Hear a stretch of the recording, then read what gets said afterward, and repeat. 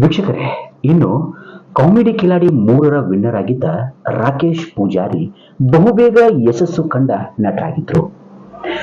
ಎಲ್ಲಿ ಜನ ಹೀಯಾಳಿಸಿದ್ರು ಅಲ್ಲೇ ಬೆಳೆದು ನಿಂತಿದ್ರು. ಆದರೆ ವಿಧಿ ಲಿಖಿತನೇ ಬೇರಾಗಿತ್ತು. ಇವತ್ತು ನಮ್ಮನ್ನೆಲ್ಲ ಬಿಟ್ಟು ಬಾರದ ಲೋಕಕ್ಕೆ ಹೋಗಿದ್ದಾರೆ. ತಡರಾತ್ರಿ ಸ್ನೇಹಿತನ ಮದುವೆ ಕಾರ್ಯಕ್ರಮಕ್ಕೆ ತೆರಳಿದ್ದ ರಾಕೇಶ್ ಅಲ್ಲಿ ನೃತ್ಯ ಮಾಡಿದ ಸಮಯದಲ್ಲಿ ಹೃದಯಘಾತವಾಗಿದೆ. ಬೆಳಗ್ಗೆಯಿಂದ ಸಾಯಂಕಾಲವರೆಗೂ ಕಾಂತಾರ ಸಿನಿಮಾ ಶೂಟಿಂಗ್ ನಲ್ಲಿ ಬ್ಯುಸಿಯಾಗಿದ್ದಂತ ರಾಕೇಶ್ ಸಾಯಂಕಾಲ ತನ್ನ ಸ್ನೇಹಿತನ ಮದುವೆಗೆ ಹೋಗಿದ್ರು.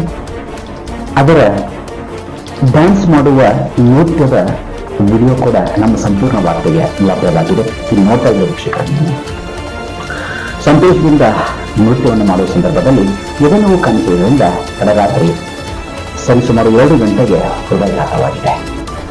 ಯಶಸ್ಸನ್ನು ಕಂಡಂತಹ ಈ ಒಬ್ಬ ನಟ ಇನ್ನು ಬೆಳೆಯಬೇಕಾಗಿತ್ತು. ಆದರೆ ಭಗವಂತ ಬಹಳ ನೀಚ ಅಲ್ವಾ? ಸೊ ಯಾವ ರೀತಿ ಸಾವನ್ನ ಕಂಡು. ಧನ್ಯವಾದ.